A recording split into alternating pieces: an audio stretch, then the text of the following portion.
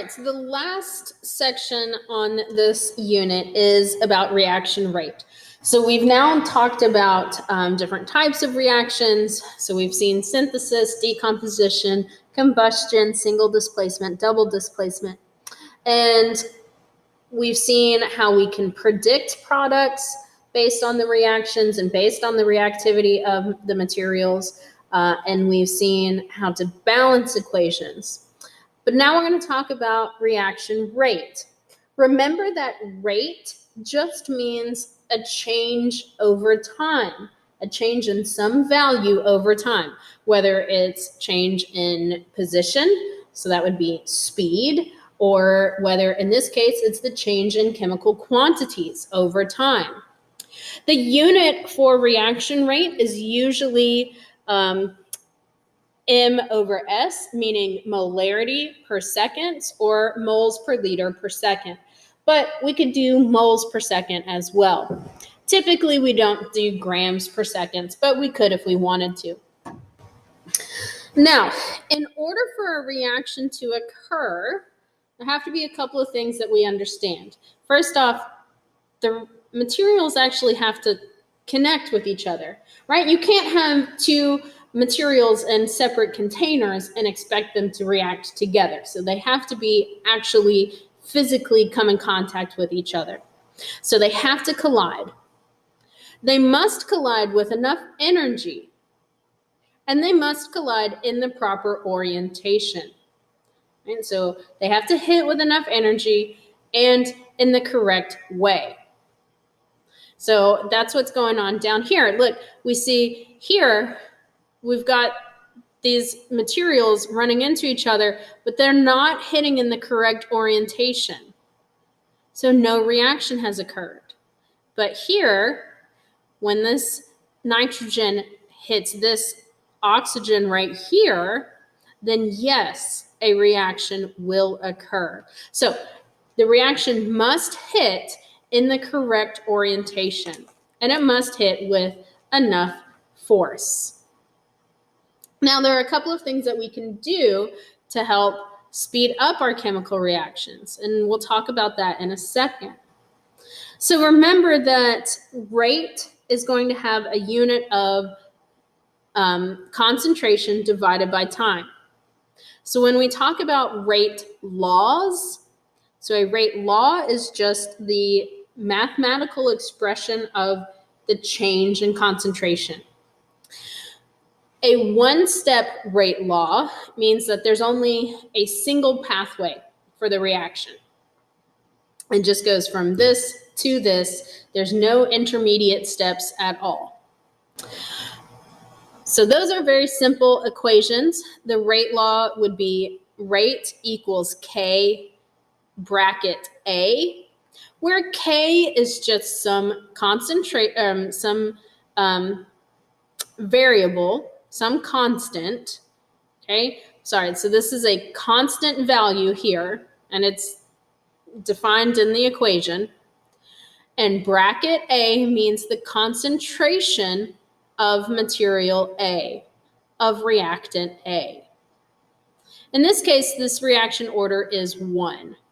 What is meant by that reaction order? That tells you the number of times the rate increases as concentration increases.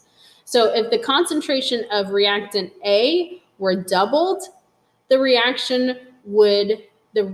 would double. That's what reaction order means. It tells you how many times the reaction rate is going to increase when the concentration changes. So the general rate law is rate equals K, bracket A, to the power of M, times bracket B to the power of N. Bracket A is the concentration of reactant A. Bracket B is the concentration of reactant B. M and N are the coefficients. This is just for the reactants. Products are not included in this, just the reactants. The reaction order is just the sum of these exponents. It's just the sum of M and N. That's it. And again, these numbers are the coefficients in front of the chemical formulas in the equation. So we can do a couple of things to increase the rate of a reaction. We can add a catalyst.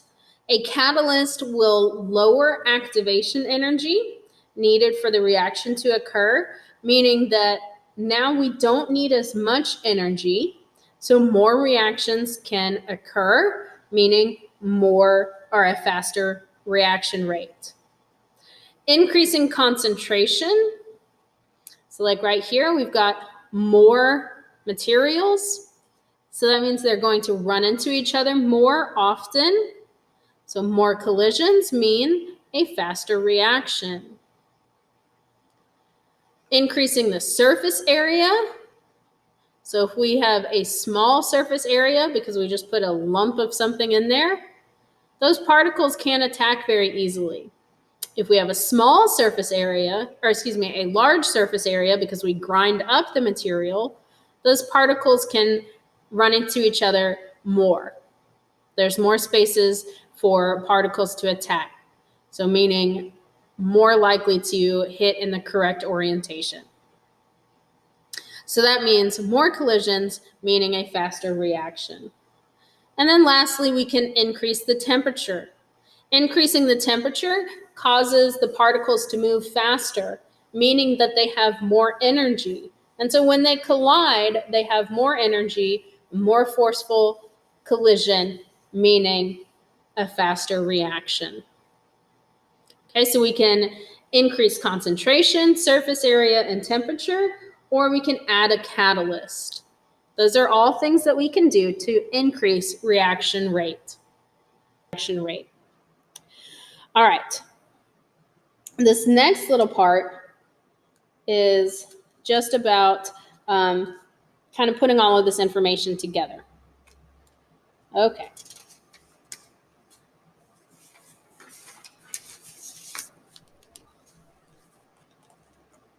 So we've got two graphs,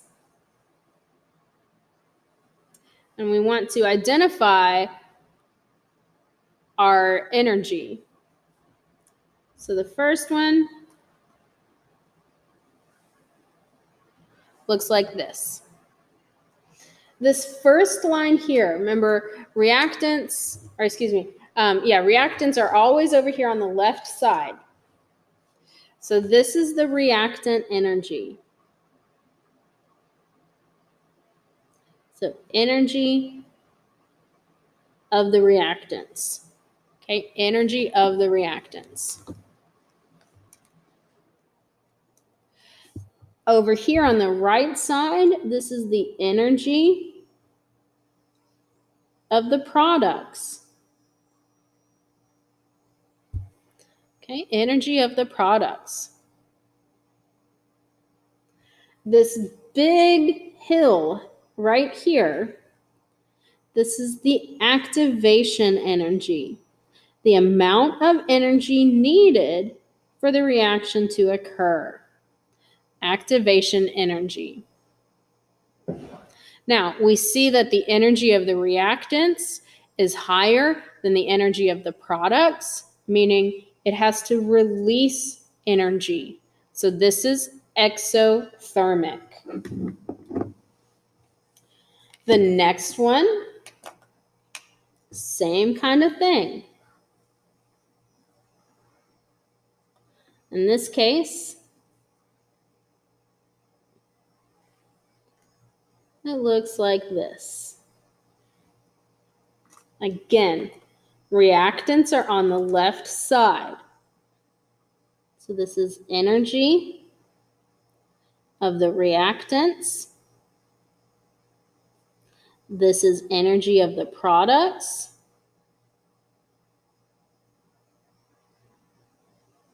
And again, up here, this big hill is the activation energy.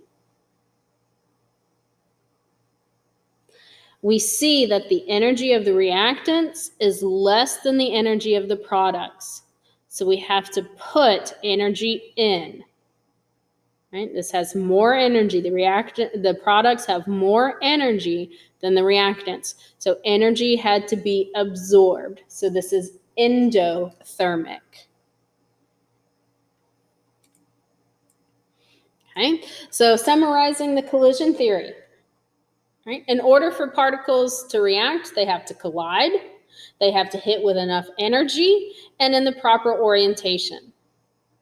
Okay, and that's what number 2 is saying. What makes a successful collision? They have enough energy and in the proper orientation. Activation energy is the energy needed for the reaction to occur. The 4 main factors that can affect reaction rate, we can say concentration, temperature, surface area, presence of a catalyst. Okay, next we're going to identify if these are endothermic or exothermic. Remember, exothermic releases energy. Endothermic requires energy. So this first one says magnesium oxide and energy gives magnesium and oxygen. Well, look, energy is on the reactant side, meaning it is put into the reaction. It is endothermic. Number 2, the burning of wood produces a hot flame. Well, it's giving off energy in the form of heat and light. That is exothermic.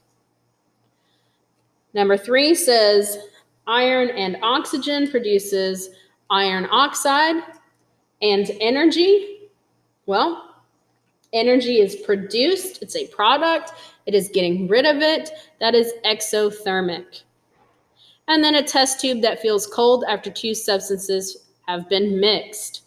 So it is absorbing heat energy from your hand in order to feel cold. So endothermic. All right, so next we're going to say whether or not this would increase the reaction rate. So lowering temperature, meaning things are now moving slower, they have less energy. That would not increase reaction rate. Dissolving 2 solids before mixing them together.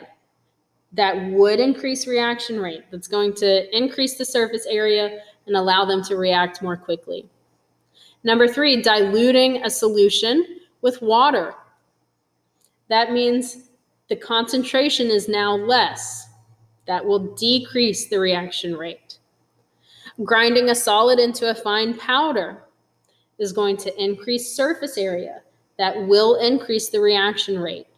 And then adding a catalyst. So an enzyme is just a biological catalyst, something that lowers the activation energy. So that would increase the reaction rate.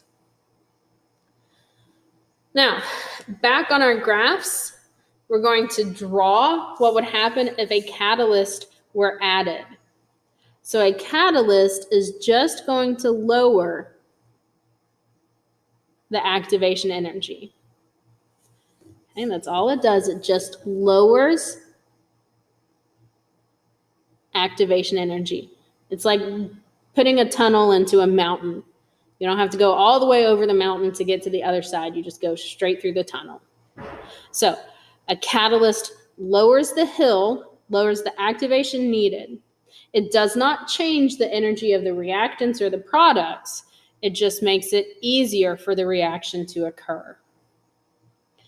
And so here's your last set of homework for Unit 5.